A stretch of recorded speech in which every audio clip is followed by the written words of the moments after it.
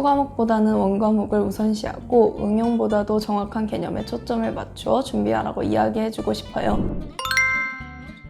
수험생으로서 가져야 할 중요한 마음가짐은 끝까지 포기하지 않는 것이라고 생각해요. 저는 3학년 때 치른 모든 모의고사에서 수능 최저 기준을 충족하지 못하거나 이 때문에 불안했던 적이 없었어요.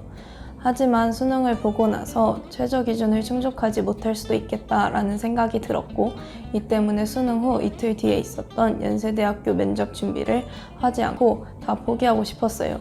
하지만 끝까지 최선을 다해 면접을 준비했고 최저 기준도 충족하여 합격할 수 있었어요.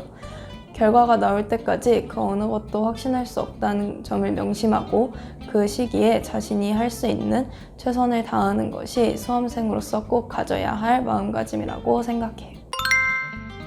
스터디 카페에 갈 때 휴대폰을 사물함에 넣어두는 등 자신만의 방법을 활용하여 공부할 때 휴대폰을 멀리하는 것이 도움이 된다고 생각해요. 스터디 카페에서 공부를 하는 다른 친구들의 모습을 보면 열심히 하는 친구들도 많지만 인스타그램, 유튜브 등 다른 것을 하느라 공부를 안 하는 친구들도 여러 보았어요. 저 역시 휴대폰이 근처에 있으면 한 번씩 보게 되고 이로 인해 공부에 방해가 된다는 것을 느꼈어요. 이때 휴대폰을 집에 두고 스터디 카페를 가거나 사물함에 넣어두는 등 물리적으로 휴대폰과 거리를 두었던 것이 학습에 큰 도움이 되었던 것 같아요.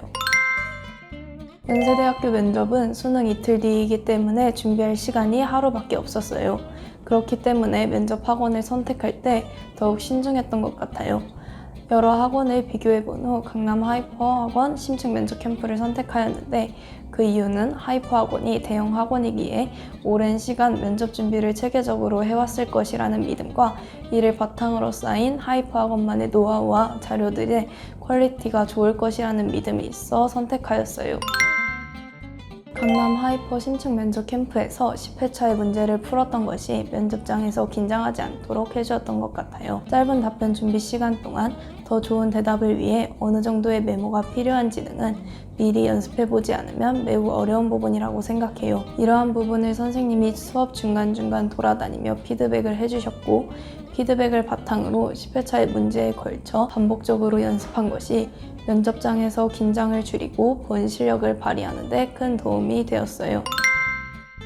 답변을 할 때 모르는 것에 당황하는 것보다 해당 질문에 대한 답변을 찾지 못하였다고 솔직하게 이야기하고 아는 문제에 대해 더 자세하게 설명하는 것이 좋은 방법이라고 생각해요. 실제로 저 역시 생명과학에 대한 질문 중 하나에 대한 답변을 찾지 못하였어요. 하지만 연력학에 대한 질문은 자신이 있었고 답변 준비 기간 동안 모르는 문제에 시간을 쏟기보다는 아는 문제에 더 자세하게 설명하기 위해 준비했어요. 개념을 묻는 질문 특성상 처음 모르면 끝까지 답변을 찾기는 어렵기에 모르는 문제를 생각하려 시간을 투자하기보다는 아는 문제를 더 깊이 있게 설명하기 위해 시간을 활용했던 점이 합격에 큰 도움이 되었던 것 같아요.